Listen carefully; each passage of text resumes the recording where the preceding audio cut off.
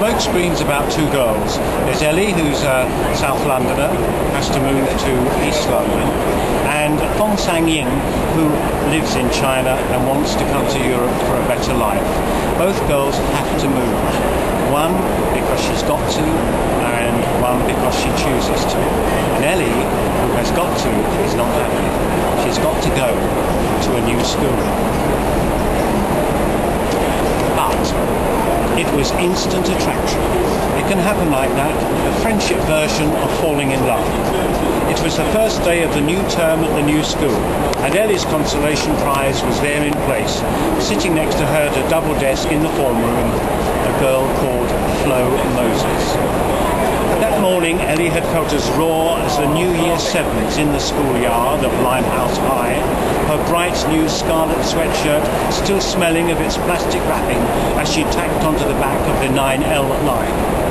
But a corridor jostle's a corridor jostle, whether you're old, new, supply teacher or deputy head. A school corridor's a great level. And Ellie Searle could always barge her weight, so by the time she squeezed through the form room door, her newness was well creased. She sat where there was a spare place, slung her bag onto the desk and folded her arms on it, waiting for whatever word was going to come from the form teacher. And next to her this girl said, "You move about a lot." "No." "Why?" Ellie looked into a beautiful black face, a hint of makeup on the lips and eyelids. "You've got the push of a traveller kid, in this school, in that, never fazed by anyone. No may I, just kiss my ass as you come barging through the door." "You noticed, and most kids ask permission to sit next to me." "Why? Don't they know you smell?" And that was it. The girl stared at her, then screeched with a sudden laugh.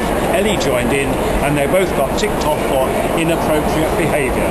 Names on the board, first morning, blood sisters in trouble. I'll tell you a bit about Ben Maddox.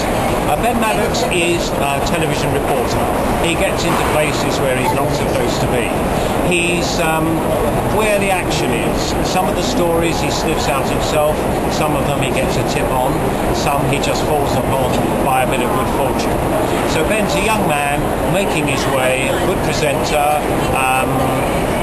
He gets involved in each of his adventures with a younger person. So each of the Ben Maddox books has got Ben in it, and then he's got a teenage counterpart in the story. In the first one it's Flo, whose father is the Home Secretary. And Flo is kidnapped by some terrorists with whom Flo actually agrees with their demands.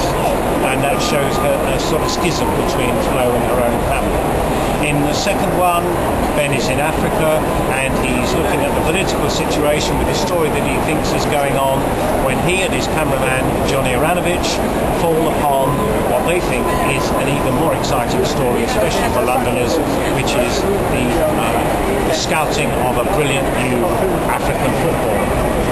But he too is involved in the situation and the strife going on in his own country, and it does lead to some very, very dangerous situations. And in the third one, my younger hero is called Paul Filey. He's at drama school in the East End of London.